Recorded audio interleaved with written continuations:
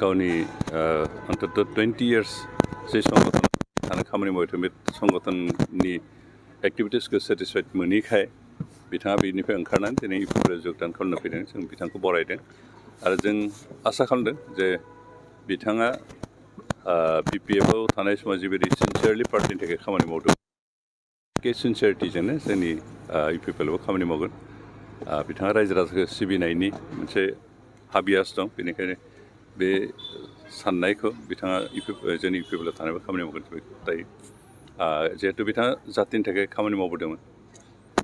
हिसाबै बिएलटि हिसाबै सेक्रिफाइस खालामबोनाय मानसि खस्थ' खालामबोनाय मानसि बेनिखायनो जों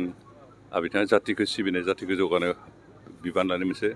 गोसो दं हास्थायनाय दं आरो बेनिखायनो बे हास्थायनायखौ मावफुंनो थाखायनो बिथाङा गुबुन पार्टियाव थाङालासिनो इउपिपिएलआव फैदों नङाबा बिथाङा अपसन गोबां दंमोन कंग्रेसआवबो थांनो हायोमोन बिजेपिआवबो थांनो हायोमोन खिन्थु बैफोरखौ बाद होनानै दिनै इउपिपिएलआव फैनायनि थांखियानो जाबाय जे गावनि जातिखौ अनो गावनि जातिनि जौगानायनि थाखाय खामानि मावनो बिथाङा गोसो आरो बेनिखायनो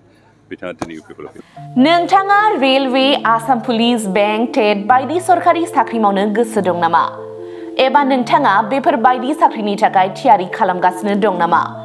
नोंथाङा railway Assam police banking SSC Assam direct recruitment TET बायदिनि आनजादखौ खनले होदोंब्लाबो जाफुंसारनायखौ मोननो हायाखै नामा जुदि नोंथाङा railway Assam police banking SSC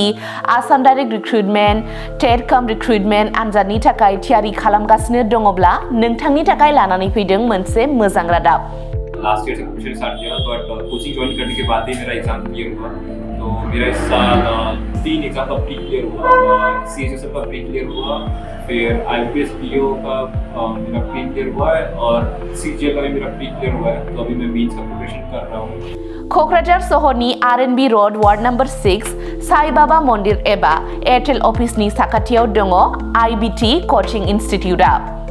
IBT coaching इन्स्टिट्यूटआव banking SSC railways defence TET आरो गुबुन सरकारि साख्रिफोरनि आनजादनि कचिं होनाय जायो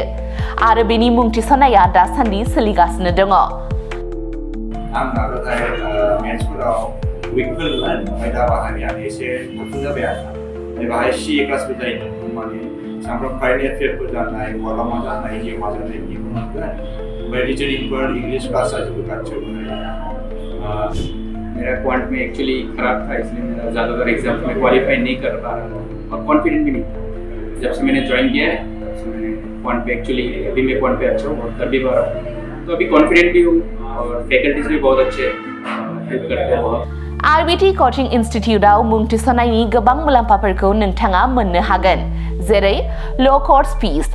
specially daily current affairs classes life time membership card weekly 5 to 6 days classes, comprehensive study materials,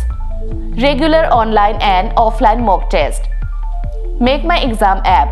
flexible class timings, doubt clearing session. बेफोर गासै सुबिदाफोरखौ नोंथाङा आईबीटी कचिं इन्स्टिट्यूटआव मोननो हागोन अब्ला थाबैनो मुं थिसनदो आबुङै मिथिनो थाखाय 9387277188 एबा 9101325849 आव सोलाद लानो हागोन।